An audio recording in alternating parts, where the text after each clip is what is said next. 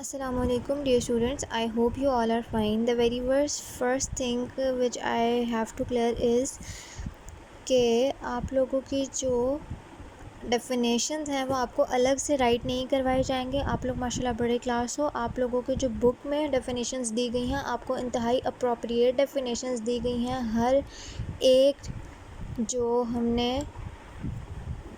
Definition पढ़ी है और जो जितने भी यूनिट्स पढ़े हैं सब की अप्रोप्रिएट डेफिनेशंस आपको चैप्टर्स में गिवन है। आपने यहीं से ये डेफिनेशंस याद करनी है और इनकी एग्जांपल्स भी आपको इनमें से जो सूटेबल लगती है, जो कि आप आसानी से याद कर सकते हो, वो 2 to 3 examples would be enough, आप याद कर सकते हो। बेसिकली आपका जो मेन फोकस होना चाहिए वो आपका कॉन्सेप्ट क्लियर होना चाहिए कि आपको पता हो कि ये चीज़ क्या है, उसको कैसे इम्प्लीमेंट करना है, और अगर आपको इससे रिलेटेड किसी भी किस्म का क्वेश्चन पूछा जाए तो आप उसका जवाब दे सको। डेफिनेशन को याद करना मेन हमारा पर्पस नहीं है। अगर डेफिनेशंस पेपर के पॉइंट ऑफ व्यू से याद करनी है तो आप लोग बुक से ही याद करेंगे। बुक में बिल्कुल परफेक्ट हमें डेफिनेशंस प्रोवाइडेड हैं जिनको हमें रीराइट करने की ज़रूरत नहीं है। Now we are going to start our chapter number 11, page number 81, adjectival clauses. पहले हमने फ़र्क पढ़ा था कि फ्रेज़ और क्लॉज क्या होते हैं। फ्रेज़ वो ग्रुप ऑफ वर्ड होता है जिसमें या सब्जेक्ट या वर्ब जो है नहीं होता और उसकी इट्सेल्फ कोई भी सेंस नहीं बन रही होती, उसको हम फ्रेज़ कहते हैं। फ्रेज़ जो है सेंटेंस का वो पार्ट होता है जिसे अलग से देखा जाए तो उसकी कोई सेंस नहीं होती, लेकिन सेंटेंस में लगा के वो सेंटेंस को कंप्लीट कर देता है। क्लॉजेस होते हैं जिसमें सब्जेक्ट भी होता है, वर्ब भी होता है, ये भी सेंटेंस का पार्ट होता है, लेकिन अगर ये सेंटेंस से अलग देखा जाए तो इसकी कोई सेंस होती है, लेकिन जब ये सेंटेंस में लगता है तो सेंटेंस को फर्दर डिस्क्राइब कर देता है। तो clause is a group of word that form part of a complex sentence. कोई भी जो हमारा कॉम्प्लेक्स सेंटेंस होता है उसका एक ग्रुप ऑफ वर्ड जो है वो क्लॉज कहलाता है। क्लॉज में वर्ब होता है। एंड एडजेक्टिवल क्लॉज, अब एडजेक्टिवल क्लॉज क्या होता है? हमने एडजेक्टिव्स पढ़े जो कि हमारे नाउन्स को डिस्क्राइब कर रहे थे। एडजेक्टिवल फ्रेजेस थे 2 या उससे ज़्यादा वर्ड्स जो कि हमारे नाउन को डिस्क्राइब कर रहे थे। अब एडजेक्टिवल क्लॉज है जो कि पूरा एक क्लॉ है जो हमारे नाउन को डिस्क्राइब कर रहा है। For example, the man who spoke to the patient was doctor Lee. अब ये पूरी एक डिस्क्रिप्शन दी गई है किस बंदे की, जिसने डॉक्टर से बात की, कि हम उस बंदे की बात कर रहे हैं जिसने डॉक्टर से बात की। The man who spoke to the patient, जिसने पेशेंट से बात की, वो डॉक्टर ली है। हमने डॉक्टर ली की सारी एक्सप्लेनेशन प्रोवाइड की है ये बात करके, ये सेंटेंस का ये वाला पार्ट लिख के। अगर हम इस पार्ट को अलग से देखें, सिर्फ द मैन और वॉज डॉक्टर ली को हटाकर, who spoke to the patient, question नहीं, who spoke to the patient telling के सेंस में जिसने डॉक्टर से पेशेंट से बात की, तो इसकी इट्सेल्फ एक सेंस बन रही है, लेकिन ये सेंटेंस में लगकर जो है हमें सेंटेंस का जो नाउन है फर्दर उसके बारे में डिस्क्राइब कर रहा है। तो ये जो पार्ट ऑफ सेंटेंस है वो हमारा क्लॉ बन गया। The house which was not locked was burst. Which was not locked, वो घर जो कि लॉक नहीं था। विच वॉज नॉट लॉक्ड, अब इसमें वर्ब आ गया हमारा lock verb. The teacher whom I respect is retiring soon. अब वो टीचर के बारे में बता रहा है, कौन सी वाली टीचर, जिनकी वो बहुत ज़्यादा रिस्पेक्ट करता है। That is the boy who's life I saved, ये वो लड़का है जिसकी ज़िंदगी मैंने बचाई।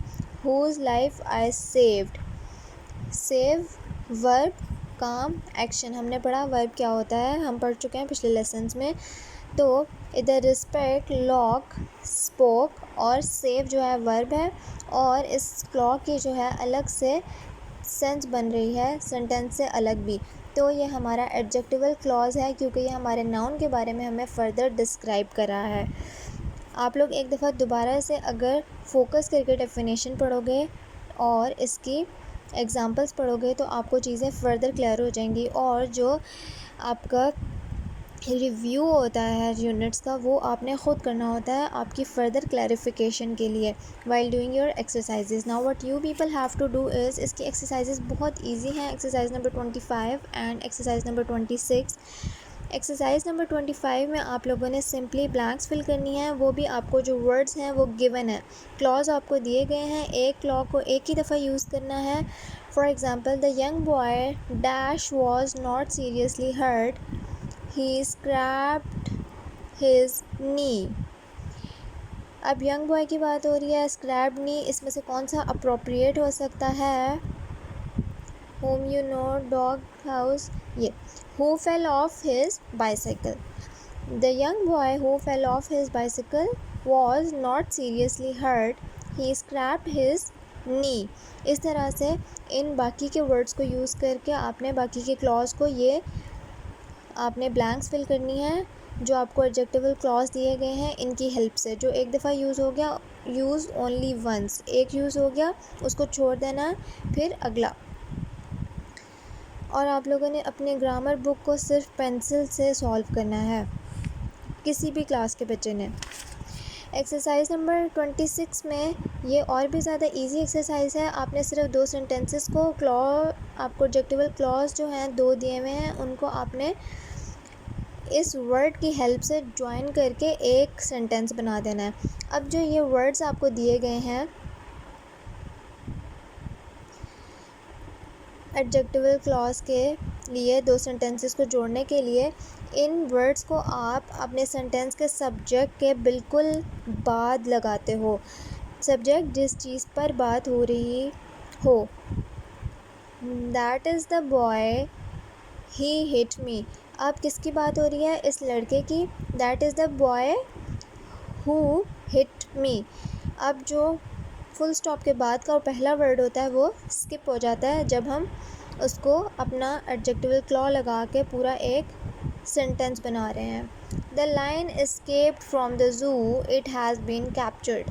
द लाइन, अब लाइन की बात हो रही है, ये हमारा सब्जेक्ट होगा। सब्जेक्ट के फ़ौरन बाद हमारा वर्ड आएगा जो क्लॉ हमें दिया गया है। तो the lion which escaped from the zoo, next sentence का फर्स्ट वर्ड स्किप हो गया, हैज़ बीन कैप्चर्ड।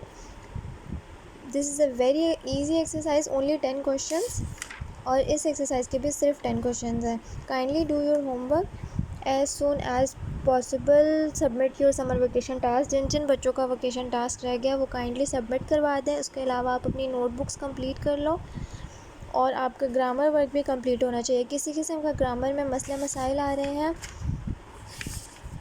कॉन्सेप्चुअल मसले, उनको आप कभी भी किसी भी टाइम मुझे वॉइस नोट या मैसेज कर सकते हो व्हाट्सएप पे।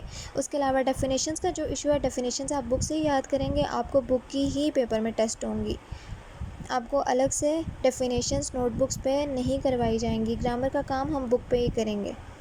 Kindly do your homework, take care of your selves, meet you in the next meeting. अल्लाह हाफिज़।